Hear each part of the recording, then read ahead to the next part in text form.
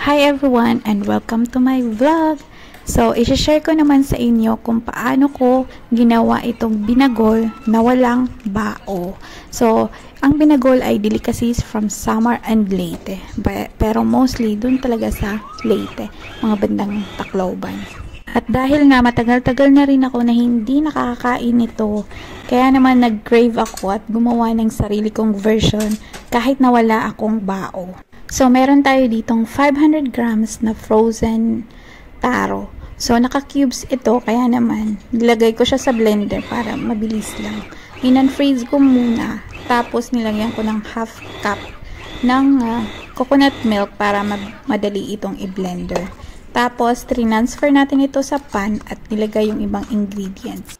Naglagay ako ng 1/2 cup na glutinous rice, 1/4 cup ng sugar. Okay din kung may brown sugar. Naglagay din ako ng isang itlog at saka yung the rest ng half cup ng coconut milk. Bali, 1 cup ng coconut milk yung nailagay natin dito. Tapos, i-mix lang natin ito hanggang sa wala ng mga lumps or buo-buo sa ating mixture. And then, maglalagay tayo ng 2 tablespoon ng butter. Usually, margarine yung nilalagay nila dito. At dahil wala naman akong mahanap na margarine dito margarine dito sa Egypt, so butter lang ang nilagay ko. Tapos, adjust lang din. Kung masyadong malagkit or dry yung ating mixture, magdagdag lang ng ating butter. Hanggang sa makuha nyo yung parang, yung hindi na dumidikit sa pan. So, ilutuin lang natin ito hanggang maging dry na yung ating mixture. So, mabilis lang naman ito maluto. So, bali mga 3 tablespoon yung nailagay kong butter dito. So, gaya nga yung sinabi ko, adjustin nyo lang yung tamang lagkit or yung dulas. Basta yung niya, malalaman nyo naman kung luto na siya. At hindi na siya talaga dumidikit sa ating pan. Para maganda siya sa pagbabalot, hindi siya didikit dun sa dahon ng saging. Kasi mahirap siyang balutin. Sa traditional na paggawa ng binagol, hindi na ito niluluto. Bali, hahaluin mo lang ito sa glutinous rice yung ating taro. Pero dahil nga gagamit tayo ng gas at para mas mabilis siyang maluto, inuna ko munang lutuin yung ating pangbalot. So, sunod naman natin gagawin ay gagawa na tayo ng coconut jam or yung parang dulce de leche. So, dahil wala akong brown sugar, nagmix lang ako ng konting molasses dito sa ating white sugar. Bali, 3/4 yung nagamit ko dito. Sa recipe, 1 cup yung gamit nila pero parang natatamisan ako kaya nagbawas ako ng 1/4 cup. Tapos, in a separate bowl, nagmix lang tayo ng 1 egg yolk, 1/4 cup ng milk powder, tapos tinunaw natin yan sa 1 cup ng milk, at naglagay din ako ng cornstarch. Usually, hindi naglalagay ng cornstarch sa coconut jam ng binagol. Pero, version ko naman to. At para mas mapadali din yung pagluluto natin kasi limitado yung aking coconut milk. Next ay i-caramelize natin yung ating brown sugar or yung sugar na may molasses. At saka ibubuhos na natin yung ating milk mixture. Tapos, normally na mabubuo siya or titigas. Pero antayin nyo lang na maluto or uminit. Matutunaw din yun. So, pag malapot na siya, pwede na nating ilagay yung 2 tablespoon ng butter. At saka yung 1 cup na nuts. So, peanut ang nilalagay usually dito. Pero dahil naubusan ako, ang nilagay ko dito, almond nuts at saka walnuts. Pinaghalo ko lang sila.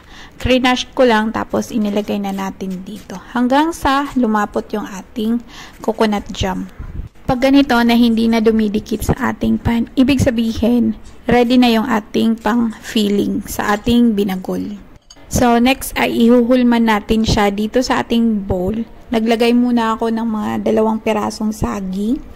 Nilagay natin yan sa bowl. Tapos, nilagay na natin yung pangbalot natin na glutinous rice at taro. Tapos, ilagay lang din natin sa loob yung filling niya na coconut jam. So, ganito ako magbalot. dapat marami akong dahon na inilagay para secure na hindi lalabas yung ating yung laman niya. Tapos ang ginamit kong magtali dito ay sinulid lang kasi wala ako yung cotton thread na pangbalot. So ginanyan ko lang siya, o di ba? Pormang binagol pero wala siyang bao sa loob. Kasi wala akong mabilhan dito. Or meron man pero madalang lang.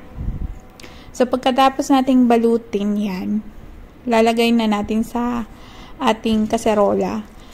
Tapos nilagyan ko siya ng mga dahon ng saging sa ibaba. Tapos nilagyan natin ng tubig.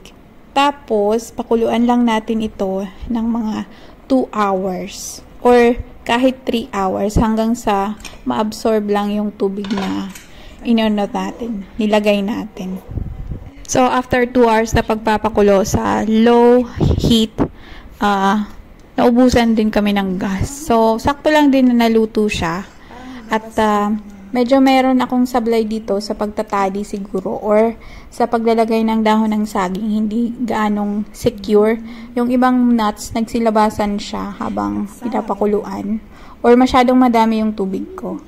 Pero yung lasa niya, masasabi kong binagol. Talagang tuwang-tuwa ako after maluto nito kasi ang tagal, siguro mga 20 years na. 20 years. Malalaman yung edad natin. Char. Basta matagal na ako hindi nakakatikim nito. Talaga naman. Masarap to siya. Lalo na yung talagang authentic. Pero itong version ko, hindi naman siya yung traditional way na pagluluto. Pero, magkalapit na yung lasa. Kung sa mga gustong kumain or tumikim dahil nagki-crave, ayun. Gawin nyo itong version ko. Mas madali at hindi ganong nakakapagod. Ay, nakakapagod siya magbalot as in. Matagal ko rin siyang ginawa. Pero, yun nga, sa ngalan ng cravings, ayan, wala tayong inaatrasan. At dahil sobrang haba na ng video natin, puputulin ko na at enjoy itong aking binagol na walang bao. So, mas madali siyang lutuin dahil wala siyang bao. Pero, mas mahirap lang siyang balutin. Pero, may paraan naman para magawa iyon. So, nakagawa tayo ng 4 na peraso dito sa ating mixture. Walang sukat-sukat. Tantiameter lang. So, until next time, follow for more kung nagkaroon kayo ng idea. At kung nag-enjoy kayo, pa-like naman and share sa ating video. Thank you!